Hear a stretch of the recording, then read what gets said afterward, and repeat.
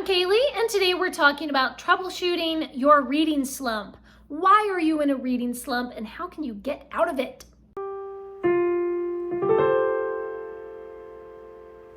I was in a little bit of a reading slump earlier this year, but now I feel like I'm pretty well out of it. I've really gotten excited and inspired about reading again, but every once in a while, it happens to every reader. Whether it's a really bad reading slump or just kind of a baby reading slump, sometimes you just don't want to read. So we're gonna talk about some of my own personal experiences. It seems like I'm hearing a lot of people on Booktube lately talking about being in a slump. So we're gonna talk about what's causing it, and is it really a problem, and how you can defeat that mean old reading slump. But before we dive in, I'm gonna reach back here to our Booktuber Shoutout book, and we're gonna shout out somebody randomly. Today's shout out goes to Fully Booked. I really like their channel because they talk about classics and sci-fi and fairy tales, all of which are some of my favorite genres. I'll leave a link to their channel down in the description, so be sure to go over and subscribe to them. And if you haven't already, please do subscribe to this channel and give this video a thumbs up if, like me, you have sometimes experienced a reading slump. So the first question regarding reading slumps is just why? Why, God, why?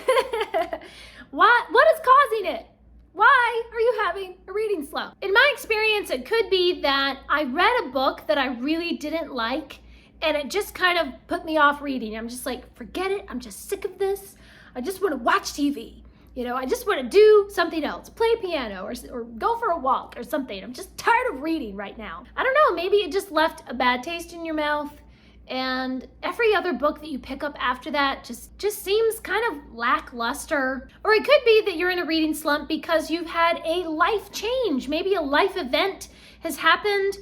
You have a different job, or you have some changes in your family, could be. Some kind of life event has happened that has kind of put you off of your normal reading routine. Maybe just, life. You have to go deal with things in life, and you just don't have that much time to read. It could be your health. Your physical health might be not so good. It could be your mental health. Could be anxiety or depression or something else that is just making it to where you can't even focus. I know when I have anxiety, it's like I can't even focus on words on the page. Like my brain just can't handle any extra information or something. Or it could be that you have another hobby that has taken a lot of your time and energy and attention, and so now you just don't have as much creative energy or mental energy left over for reading. Leave me a comment down below and let me know what is something that has caused a reading slump for you in the past. The second question is this really even a problem? Is it so horrible to be in a reading slump? Does it really matter if you aren't reading right now? And this might have a different answer for different people. I mean, first of all, do you have particular reading goals that you really want to meet, and then you're not meeting those goals because of your reading slump? Well, maybe you could do an easier version of those goals, or maybe you need to just kind of revisit some of those reading goals and just,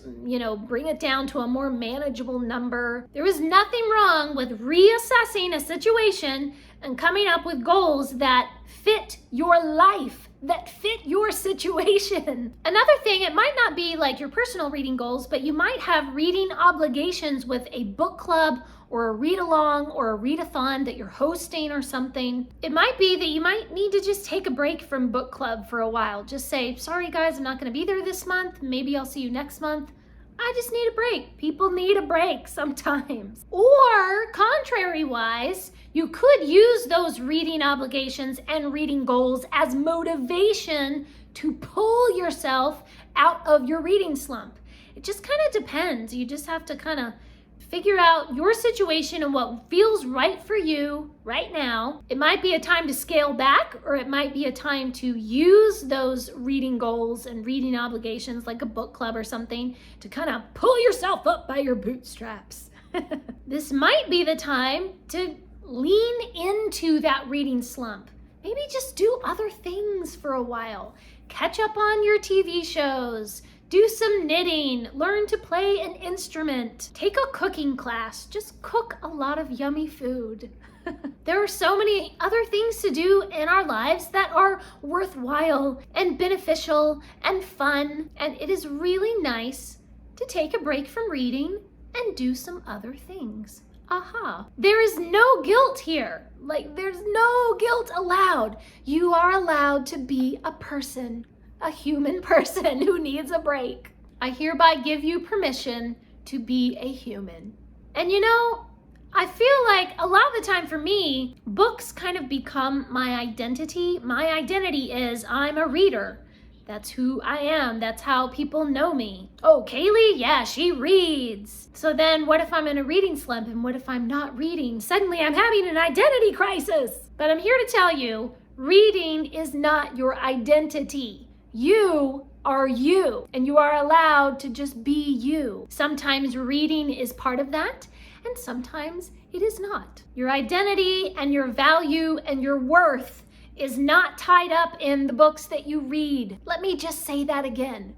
Your identity, your value, your worth is not tied up in the books that you read. Just stop and think about that for a little while. Pause the video if you need to, and just let that sink into your heart and heal some of those expectations that you had on yourself. Which leads me into our next question.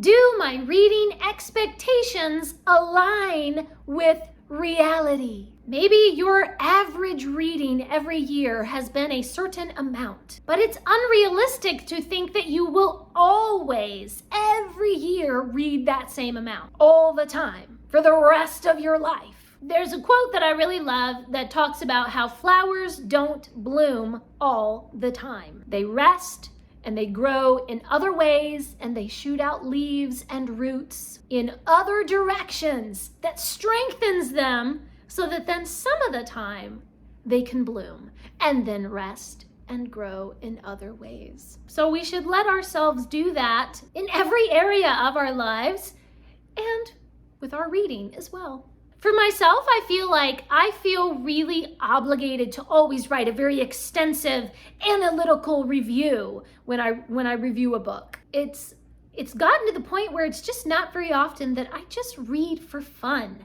It's like I'm reading to write the review and post it and share it and all the things. And one of the things that has gotten me out of my reading slump in the last couple months is that I started to just read for fun. And I'm writing shorter reviews, and I don't have to put everything that I think about the book into the review. I can just read just for me in my own enjoyment.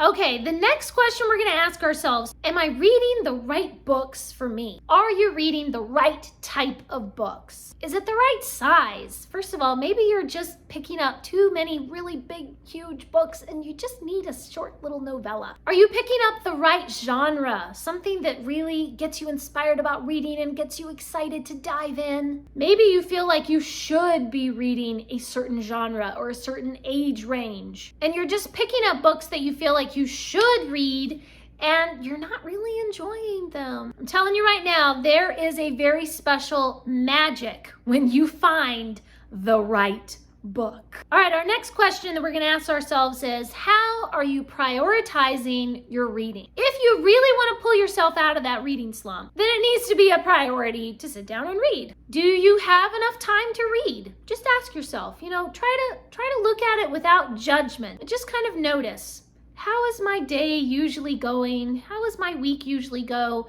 And where do I have time in my schedule someplace that maybe I could make that be for reading if I wanted to? Are you really being realistic about your time schedule for reading? So you might look at your schedule and go, wow, you know what? I have so many other things on my plate. Maybe right now is just not the time to prioritize reading, because family and church and job and just getting food on the table is kind of a priority right now. Maybe health or mental health or whatever it might be, that's my priority right now, and reading is just going to have to go down on the bottom. So just be realistic about it.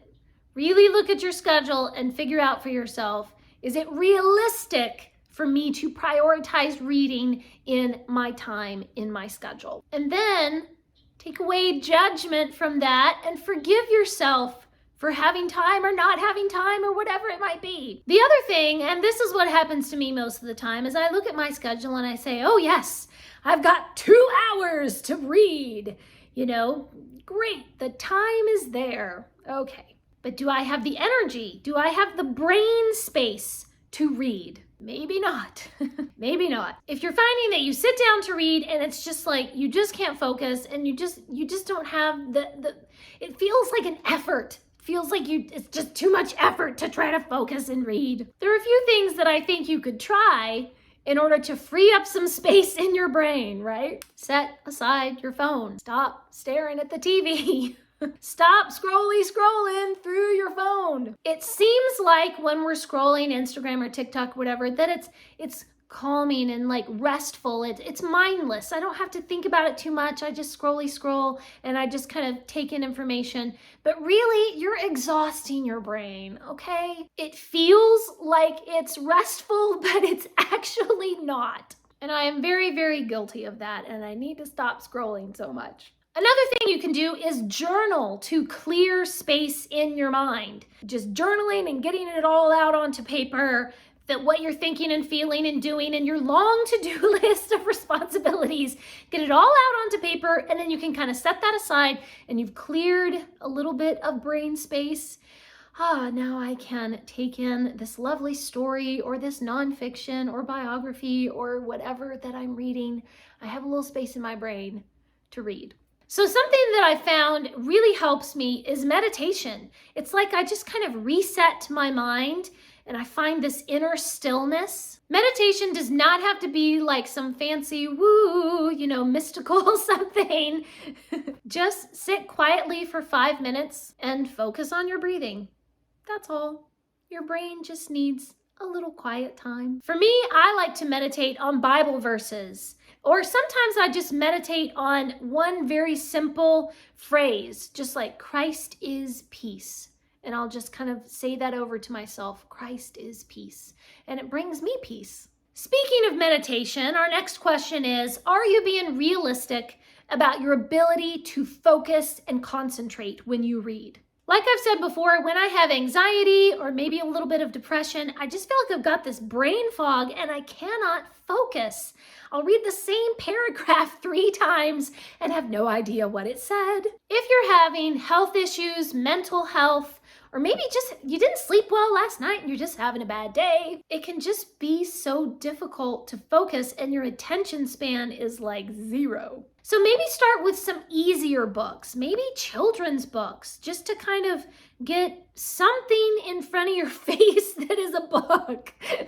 Just ease into it with something that doesn't require so much focus. Try reading books with really fast pacing, so it's just action, things happening all the time so that there's no downtime in there for you to get bored and then lose focus and, a squirrel, and lose where you are. My next idea is if none of this has worked and you're just still stuck in this reading slump and you're like, yeah, those are all great ideas, but none of this is working for me. Meditation, I'm not doing that. Just everything is horrible. My very, very last piece of advice when you're at the end of your reading rope is to clean and organize your bookshelves. Maybe when you're in there rearranging your books and organizing your bookshelves, you might see a book that you kind of forgot about.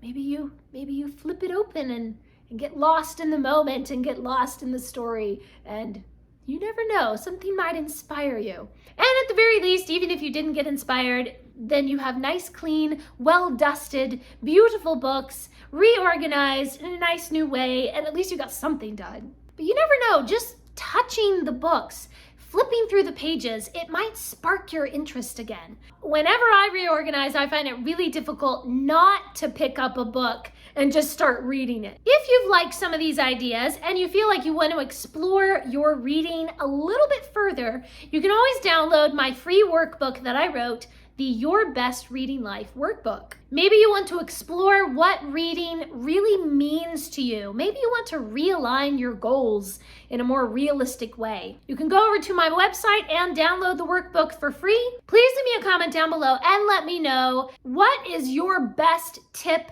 your best trick, or little piece of advice of how to get out of a reading slump? Thanks for watching. Please subscribe, and remember, the right book in the right hands at the right time can change the world.